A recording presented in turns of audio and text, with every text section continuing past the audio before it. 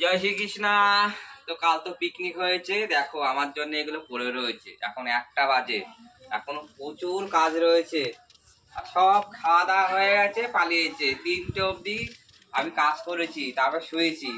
এখন দেখো উনুনগুলো ভাঙছি, আরো সব অনেক কাজ রয়েছে, শো করছি। সাথে থেকো, আজকে 1 জানুয়ারিতে আমি কি কি করছি দেখো।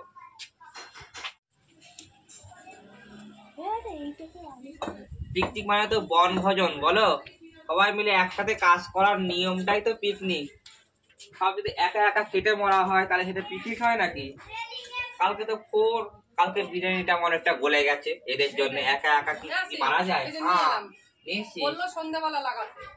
হ্যাঁ হ্যাঁ, জল চলে যাবে, সব তখন লাগাবি, ভালো করে শুকিয়ে তারপর লাগবে। তাই হ্যাঁ হ্যাঁ, ঠিক আছে। এবার ওই জায়গাটা আজকে এখন আমি পরিষ্কার করে দেবো। 5:30 জল যায় যাক, তার কিছু করার নেই। হ্যাঁ হ্যাঁ, ওটা পরিষ্কার করে দেবো, জলটা একদম পাইপটা পরিষ্কার হয়ে থাকবে। ওই একটু ঘষে তারপর লাগাবি, ভালো করে ঘষবে মানুষ।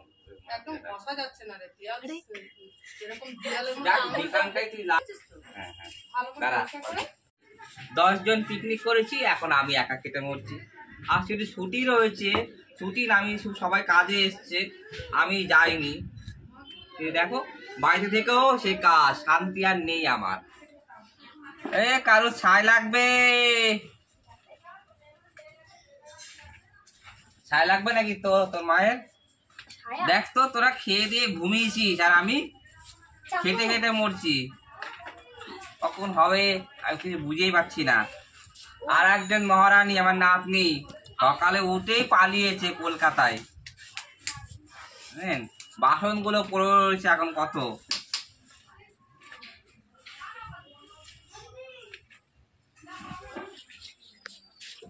উনুনে কাজ হয়েছে, এবার দেখো কি অবস্থা। 2টো কালিয়ালা জিনিস আমার জন্য ফেলে রেখেছে। মাছ দেখো 1/2 ঘন্টা পুরো লাগবে। বাজার সদাই রান্না বান্না বেশিরভাগই আমাকে দিয়ে করাই, কেননা এরা পিকনিক করে আর আমাকে দিয়ে সব করাচ্ছে।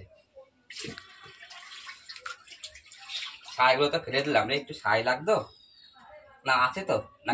ফেলে দিয়ে আসতে গেছে? না না, চলো ড্রেনে ফেলে দিয়ে আসছি ড্রেনে ফেলে দিয়ে। তো যাই হোক, আমি হাঁড়ি কুড়ি বাসন মাজি। তোমরা ভালো থেকো, আশা করি সবাই কালকে পিকনিক করেছো। আমি এগুলো মাঝতে থাকি। তারপরে তো বাই বাই।